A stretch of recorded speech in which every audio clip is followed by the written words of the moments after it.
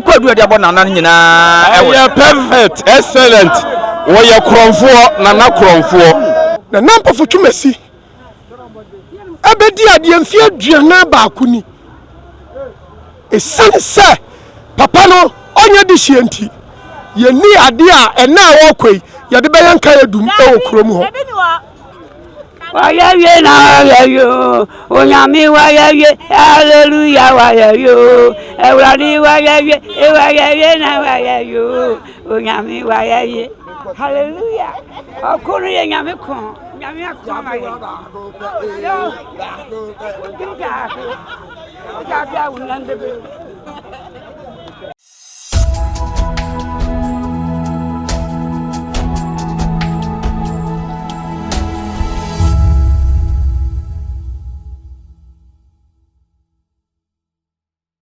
Amane amamre ne community nyina be hunu we ADUMASA media ADUMASA online Facebook ADUMASA TV YouTube all the social media handles ADUMASA media TikTok we biara be hu ADUMASA media no subscribe dwumade no na wa share enso ama wunua enya bi a share ene obenim bosom ne da to so eyedu afempe no ene aduonunum no 10th March 2025 Otumfour 82 na otu kuwie krawe ne brawe nwoma so one Kumasi traditional council etnase na wabobo sebi nsem ababeda pawa so ntine yewe ensem ababeda wa yewura na tu kotokohene ene ne ntina nkonya eba be bobo hu na ye hu se kote dinyase deduako twuduase ayeduase ahene na hiso ena kwade krom afi so kontanase ene wonwe nkonya ho ensensem yewura ne natena nkonya ebe bobo hu afi ye ko bechem ne tano so eso akonya ho ensensem ne nyina ye committee omokwakoye yewura be sare na watie the committee call ye kokosi bia omba bebo e de ma yewura adanwoma se atwoma koforudias 2 affairs ne tano enzo so ebeba bepiem yewura Mpasaasohene number 2 hene ene ne mpanifo so beba aba bepiem e wona se tu kotoko hene enim na omo so abebobo nsam da apawaso afi wona ba besuan ne de ebe ma ne kwan na ba si bibi a kire kotoko hene eye emehame enti amanfo yi asanteman ADUMASA TV ahwefo ye besere ene de di kan ahwe dwumadi na dwumadi e hyema wonua no nso nya benhwe ene yaba Kumasi traditional council eba betena se dia na se eba be som sonko o ba ma chef kese ma fade ne wo se yetuntum sanse yewura na se tukotoko ne na tena nkonya ne mpanifo tena se na se yetuntum ara e na ye fa e de aba ma chef kese mu enti ya ba hai no na se amane ne amamre ne kon no benya firi hanom dia kai se o kai bede na wagem so se nananom etie ye de betofo mo ha bia ne da bia ADUMASA TV ye de beba wapa waso na wonso so wahu de ewom ti semre yi nananom eba be dase ye na Dwomfo hene na opoku duben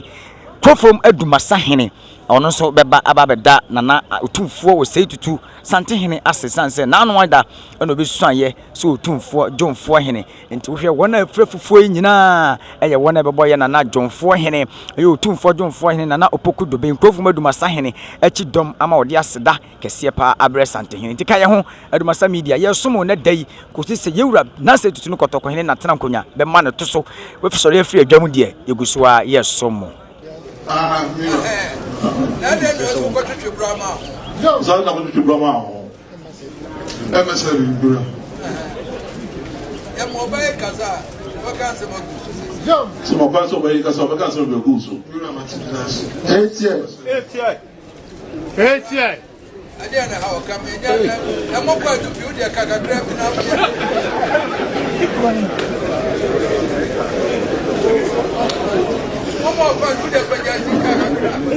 So that's what God do the how can become a team. Nana chairman. Otumfour chairman. Nana na minim say why ma die nyina say onya me de hye watna konya no so fie duana ba ko nana madalo ma ofa ne sanche ade ba ko pe sa ne kuma ya mitimi fanante ono ye nana emu aya papa nana secretary die pa Mpasaasohene nana ni obi a mu abonta oso ono ne wo hene anfie ni ho nana wa sampanya na ko buni fi no ne nana o sa ne o fa fi na onu nya so o si ho esifie ho ampa which means we saw me abo nana emu aya Nana kwam de na faso pa nana bunya sa ni mani swate nana nana kami obebreka na asi aja ntente wani omani so mu aponta watu gate bro enfie du abim aye twan kromo ka ki to about 10 million ka see about 20 million ono obi an aponta every say kroni yare dia ya bo man for there na mpachi ya bo man for there I'm pinu bread smith bebre housing back and I'm going to wire quiet Aden Ebeba nana mi strong nana mi ntimi kotoka mekoto Oni ahifie man kan so wa ahifie oni ahifie nana mo ba oni ahifie enti nana mi strong da uruma wada uruma ekuru nana asa ka mi da form nanso ya on sa me ba ekuru plan nana sana na mo so manfo ani yankwana Abe so mama oka so akonya na nyan de ofuko mo na mi timi ne nkobi mu isa mi akonya de hye so watu mi kura mi akonya de hye na watinya fa ya akonya kitwa eton yo aja kom ade ma bia na fo ta mo be fa we so aton a mi hu na achire kura antana wada wo de mo oka ni that's it Ruma Bapele.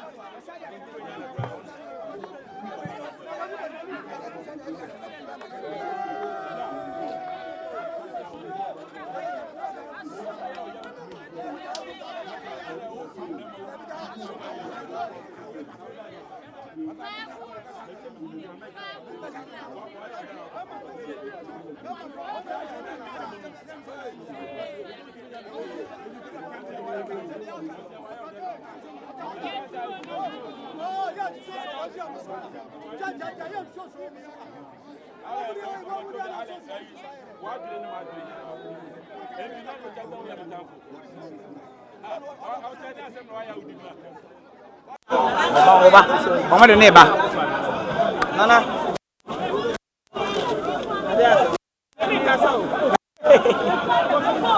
Ya tu obi na Nigeria ye be dawo. Abusia for sembe Mpasaasohene number 2 ehene na yewura na se tu kotokwa eja no kwan. Ya sanse omuso muntumi ene ne nsoma santeman e ma ne nyeyie. Je ne ntimi ensom asanteman ma ne nyeyie. Nana Chumasi ya run na ase abo amprempram no kasa yedie onye Mpasaasohene number 2 ni bium na ohunu wo oni no so no nti semna yedie me ne wo kasa yi Mpasaasohene number 2 ohene biara eni ho bium said ohunu wo mfoni ni so ohene no na sabim preduasa ne na sisi form amane ne amamre said kotoko hene je udrefi unsema ya wo no na ohunu mfoni ni so no wonya ohene bium free ene erkro wonya ohene ebium Mpasaasohene number 2 sisi de ohene biara eni honum ebium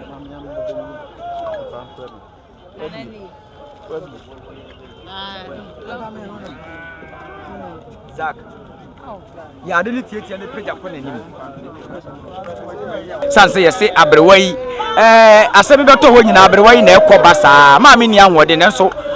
wakyere sampa asante wo man oba kukudrufo ya asanto ano no wako agye Mpasaaso number 2 asi honom abrewa na sesi ade wagya poma si wa odi asano sanse nani agye papa de na de ma abrewa a sebe ni fie aduru sɛ de wo ne anigye ahyɛ na koma mu ma sanse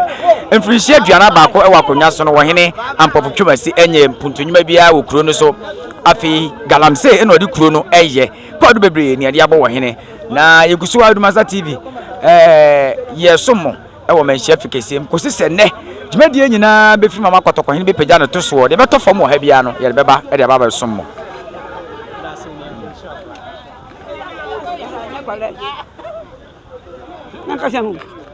Wayaye na wayayo, onyami wayaye, hallelujah wayayo, ewrani wayaye na wayayo, onyami wayaye, hallelujah. Okunu ye nyami kon, nyami akoma ye.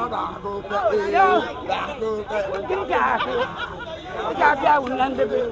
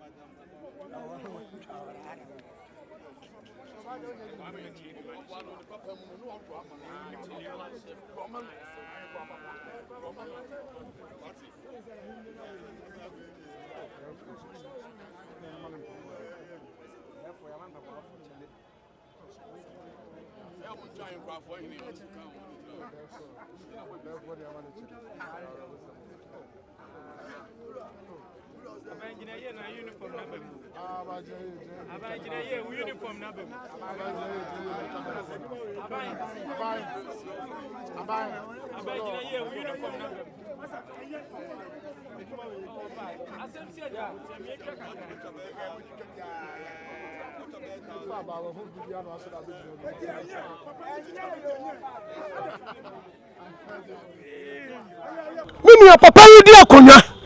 na mi won fie dumienu ena bi gina wa manya 52 years sabe yesi wa anya bibia ma wase a yenya ama no kro no na Mpasaasohene abedi ade mfie aduana baako ni esane se papa no onya de hyienti yeni ade a ena wo kwei yade beyanka adum e okrom ho na masa wa hese ukohe na kuro na mi wi pictures a wo me fo so kire wa ye tu galamse sese ye kwaye papa ishase ye tu galamse uduru mi kuro mu sese a ho che sebe sokoban enua ya pakini kuro mu ho kago ulodu a 20 million rino ulodu a 10 million dako one ne wafas wo mutimi gisika be 200 million cedis ewo kuro mu ho papa na dia bro nene otikoko so adawrumenti ani na nanu mabusu ni nsu adawrumenti yesi Otumfour se Mpasaasohene ko fra twoma boko ho na odi jase hene enti wonko asida piesie asida ni awieye na papa no enkwatenti mesema oti kokosro me stress papa wei nyame mane hwia sentimentam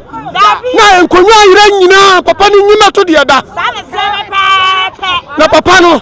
tumi bi kura no na bibi woni mu asantime nyina ewura no ampa ena de awaye no yada na se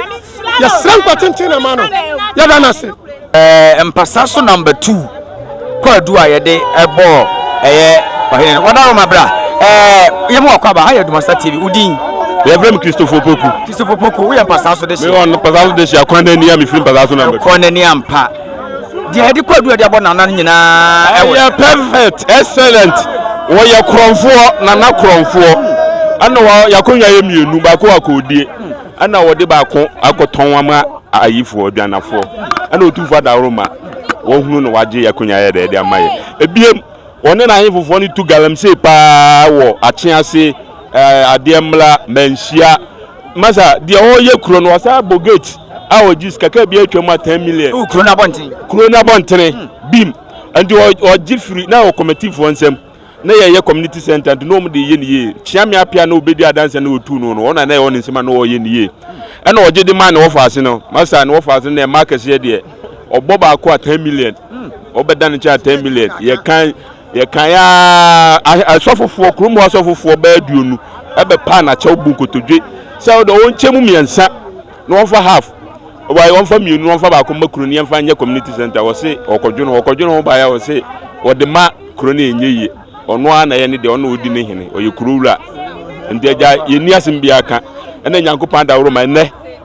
Nyankopon a chiri ntumi mi yetu no ye da Otumfour ase ye da mpanifo ni nyina ase oye kwana ni na odi na chi a o da oye busuani bla ye de ye mpo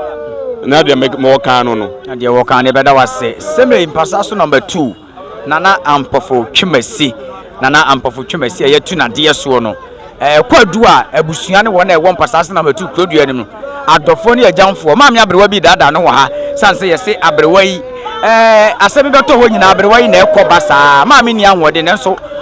wakyere sampa asante wo man oba kukudrufo ya asanto ano no wako agye Mpasaaso number 2 asi wonom abrewa na sesi ade wagya poma asi wa odi asano sanse nani agye papa de na de ma abrewa a sebe ni fie aduru se de wo ne anigi ahye na koma muma sanse mfirihie aduana ba ko e wakonwa so no wo hene ampofo twemasi enye mpuntonyuma bia wo kuro no so afi galamse eno de kuro no eye kwadu bebre ni ade abo wo hene na yegusu ADUMASA TV yesomo e wo Manhyia fikesiem kosi se ne dwumadie nyina be fi mama kotoko hene be pagya no to so de beto fam wo ha bia no ye beba e de baba somo